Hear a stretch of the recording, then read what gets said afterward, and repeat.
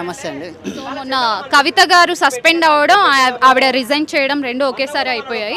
So కొంతమంది నాయకులు ఏమంటున్నారంటే వేరే పార్టీ వాళ్ళు, వీళ్ళు కాళేశ్వరం ప్రాజెక్ట్ మీద నుండి డైవర్ట్ చేయడానికి ప్రజల్ని వీళ్ళు ఫ్యామిలీ మెంబర్స్ అంతా ఒక డ్రామా క్రియేట్ చేస్తున్నారు, ఇదంతా నమ్మొద్దు అని చెప్పేసి అంటున్నారు. మీరేమంటారు? అక్కడ ఏది నిజమో ఏది అబద్ధం మనకు తెలియదు. నేను విన్నాను కానీ అంత సీరియస్గా క్లారిటీగా తెలియదు.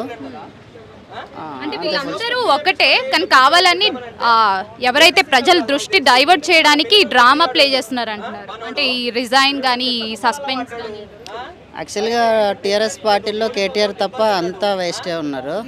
మొన్న పవన్ కళ్యాణ్ గురించి కూడా ఎక్కువ మాట్లాడారు కవిత గారు.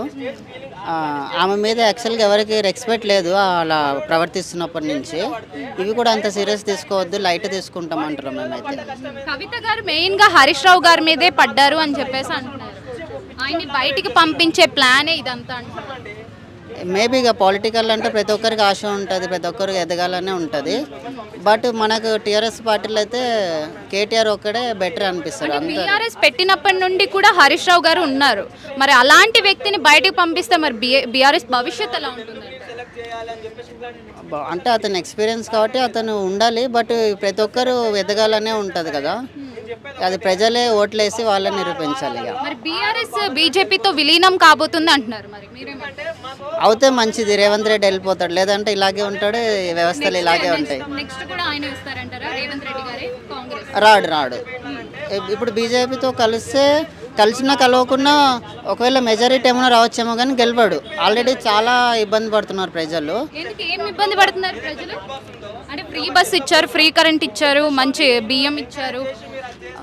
ఇచ్చేటివి ఇస్తున్నాడు, లాగేటివి లాగుతున్నాడు కదా. ఒక చోట ఇస్తున్నాడు, ఒక చేత లాగుతున్నాడు.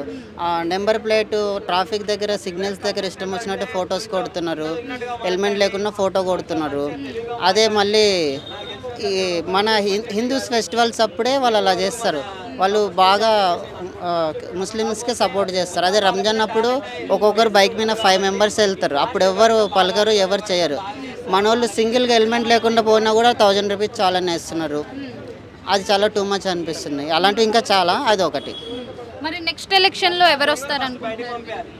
ఎవరు వస్తారు చెప్పలేము, అది ప్రజల మీద ఉంది. నాకైతే నా పరంగా అయితే బీజేపీ రావాలనుకుంటున్నాను.